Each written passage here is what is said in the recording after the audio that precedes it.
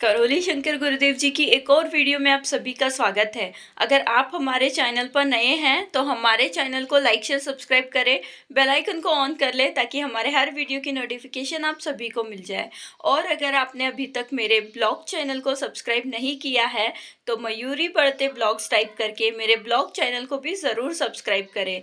जय माँ कामाख्या, जय करौली शंकर महादेव, जय राधा रमन जी, हर हर महादेव। बोलिए सदगुरुदेव भगवान की, गुरु माता की, भगवान भोलेनाथ की, माता कामाख्या की, सभी संतों की, गौ माता की, बोले सच्चे दरबार की, करौली शंकर महादेव की, हर हर महादेव। बहुत सुंदर प्रस्तुति और ओझा जी का ये संसार बसाया हुआ लगभग 28-30 वर्षों का अथक प्रयास, यहाँ के सभी लोग, आपके प्रिंसिपल मैम, प्रबंध तंत्र के सभी लोग सभी यहाँ के कर्मचारीगण, सभी छात्र एवं छात्राएँ, बच्चियाँ, बच्चे सब, और उपस्थित यहाँ पर सभी लोग, दरबार के भी भक्त बैठे हैं तमाम, सभी को बहुत दरबार की ओर से बहुत प्रेम, आशीर्वाद और अभिनंदन आप सबका।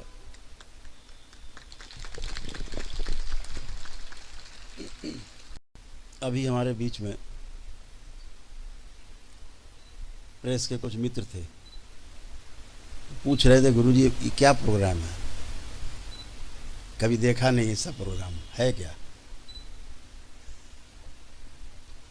सही कह रहे थे, ये कार्यक्रम नहीं है, एक प्रकार का ये आराधना है, पूजा है, अपने ईश्वर के प्रति, अपने गुरुओं के प्रति आस्था है, विश्वास है, श्रद्धा है। ये स्मृति पवित्रीकरण का कार्यक्रम है, और जो स्मृति पवित्रीकरण है वो भाषा में तो होता ही है। हमारे सभी वैदिक अनुष्ठान स्मृति पवित्रीकरण के लिए ही है। आप हवन करते हैं, जप तप ध्यान साधना प्रार्थना पूजा अनुष्ठान जो भी करते हैं आप, वाकई में सब ये स्मृति पवित्रीकरण के लिए ही है। लेकिन हमें उसके बारे में बताया नहीं जाता है कि कार्यक्रम क्या हो रहा है, हवन हो रहा है तो क्यों हो रहा है, बस हवन में चलना है, कथा हो रही तो क्यों हो रही, बस चलना है, प्रवचन हो रहा है तो बैठना है। वाकई में जो स्मृतियां हैं उनको ही कम ज़्यादा का खेल है। अगर गंदी स्मृतियां ज़्यादा हो गई तो आप में गंदगी है, और अच्छी स्मृतियां ज़्यादा हो गई तो आप में अच्छा ही है, इतनी बात है। और अगर ये हो सके कि खराब स्मृतियां नष्ट हो जाएं या रूपांतरित हो जाएं इतने से काम चल जाता है। मैंने बच्चों में देखा, अक्सर जाते हैं बच्चों के बीच में, शुरू से स्वभाव रहा जाने का। जो बच्चे स्कूल नहीं जाते उनके साथ ही हम बैठते थे, कभी गए नहीं बच्चे उनके साथ बैठते थे। कक्षा 1-2 से लेकर के कक्षा 5 तक करके पढ़ाई छोड़ चुके बच्चे उनके साथ ही बैठे।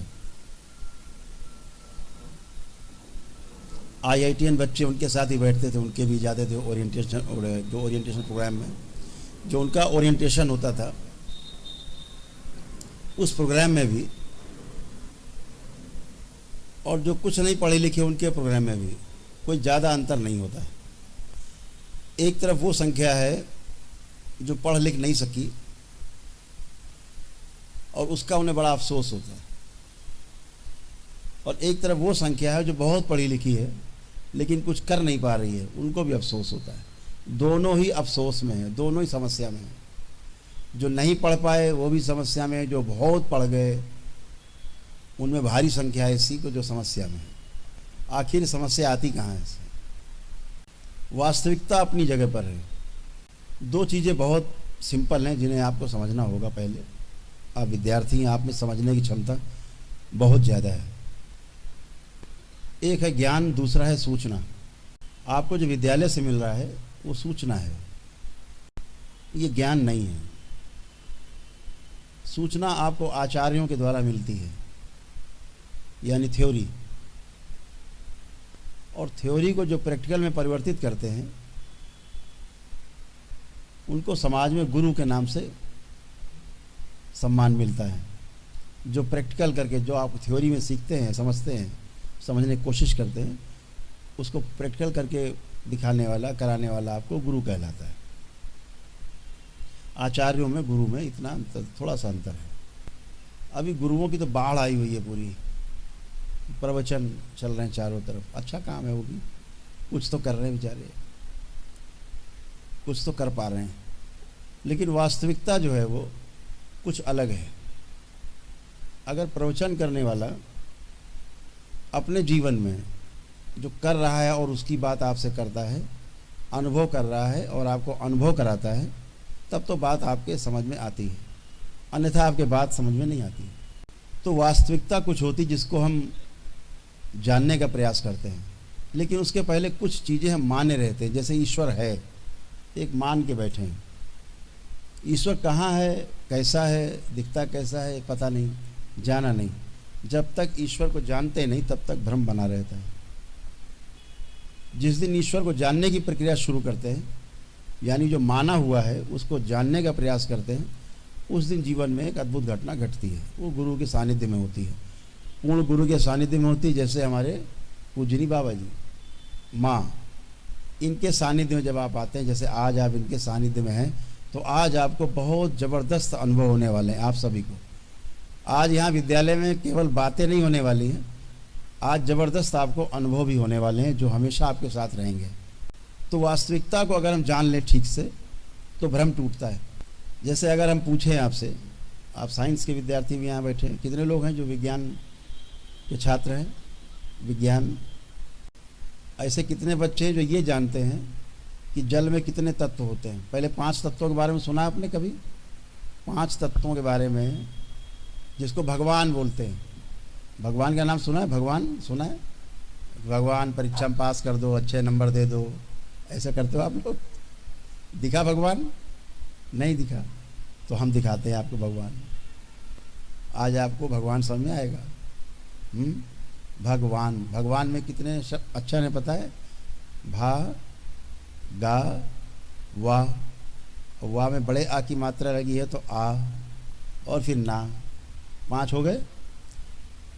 और आपने सुना होगा कि 5 तत्वों से पूरी सृष्टि निर्मित है, ये शरीर 5 तत्वों से बना हुआ है, सब सुना होगा, ठीक है। तो यही 5 तत्व कैसे हैं? भगवान बोल दिया तो कैसे? भा से भूमि, गा से गगन, वा से वायु, और वाह में जो आ की मात्रा लगी थी, आ से अग्नि, और ना से नीर, तो 5 हो गए। यही भगवान है। इनसे हम छेड़छाड़ करते हैं, मतलब भगवान का अपमान करते हैं। इनका सदुपयोग करते हैं, मतलब हम भगवान को प्रेम करते हैं। और क्या है? यही भगवान है।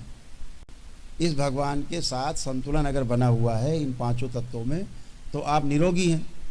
और भगवान में असंतुलन पैदा हो गया, भगवान रूठ गया, अगर रूठ गया मतलब असंतुलन हो गया, तो आप रोगी हो गए। वो रोग शरीर में हो सकते हैं, मानसिक हो सकते हैं, आध्यात्मिक हो सकते हैं, आंतरिक रोग। तो ये सब, ये भगवान है। तो वास्तविकता को समझ लेने से सुख होता है, भ्रम टूटता है। जैसे अभी हम आपसे पूछे 5 तत्व हैं, जल में कितने तत्व होते हैं? जल में क्या क्या है? साइंस क्या कहती है? साइंस क्या कहती है कि जल में कितने तत्व हैं? साइंस के बच्चे बताएं, जल में कितने तत्व हैं? जल में 2 तत्व बताए जाते हैं, है ना? आप लोग कहते हो 2 तत्व हैं। कौन कौन से? H2O, जल, है ना? तो H जो है हाइड्रोजन का प्रतीक है, हीलियम, वो उसका काम है जलना।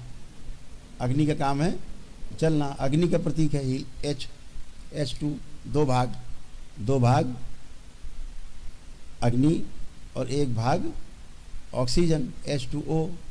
तो जो 1 भाग ऑक्सीजन हो गई। तो कौन सा तत्व है? अग्नि तत्व है और वायु का तत्व है। 2 तत्व हुए, अग्नि और वायु। ये साइंस कहता है, आधुनिक विज्ञान। लेकिन ऋषि मुनि क्या कहते हैं, वैदिक साइंस क्या कहता है कि जल में 2 नहीं 4 तत्व हैं। अब ये 4 कैसे हो गए, 4 कैसे हो गए?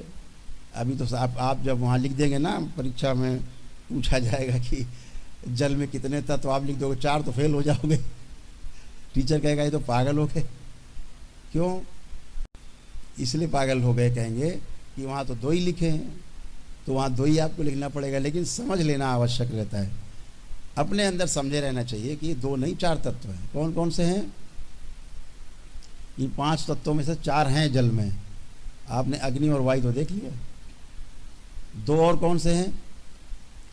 जब आपने अग्नि और वायु का मिलन देखा, 2 भाग अग्नि और 1 भाग वायु, तो क्या बन गया? जल। तो 1 तत्व और आ गया उसमें। अब तो हो गया वो जल, 3 तत्व हो गए, जल भी आ गया। अग्नि वायु और जल बन ही गया है, मिलने के कारण अग्नि वायु तो जल हो गया। अब चौथा तत्व कौन सा है? उसे बोलते हैं आकाश। यानी अग्नि वायु जल तीनों को जो संतुलन में जिसने मिलाया है उसका नाम है आकाश। तो 4 तत्व हो गए। अब बचा पृथ्वी। तो जब शिवलिंग पर जाके जल अर्पित कर देते हैं, जलाभिषेक करते हैं, तो पृथ्वी तत्व है। तो हो गए 5 तत्व हो गए, पूजा हो जाती, हो गए भगवान। यही तो है क्या? ऐसे भगवान से भगवान मिल गए। तो वास्तविकता को समझने से अंदर अपने कॉन्फिडेंस होता है। लेकिन अब परीक्षा में न लिख देना आप लोग कि 4 तत्व होते हैं, नहीं तो टीचर आपके फेल कर देंगे, क्योंकि बेचारे वो जानते ही नहीं। वो कहेंगे ये क्या लिख दिया, क्योंकि ऐसा मेरे साथ एक बार हो चुका है। इसलिए आप लोग। तो आज का वीडियो आपको कैसा लगा कमेंट बॉक्स में लिखकर ज़रूर बताइएगा। आगे भी इसी प्रकार के वीडियो देखने के लिए हमारे चैनल को लाइक शेयर सब्सक्राइब करें, बेल आइकन को ऑन कर लें ताकि हमारे हर वीडियो की नोटिफिकेशन आप सभी को मिल जाए। वीडियो को पूरा देखने के लिए धन्यवाद।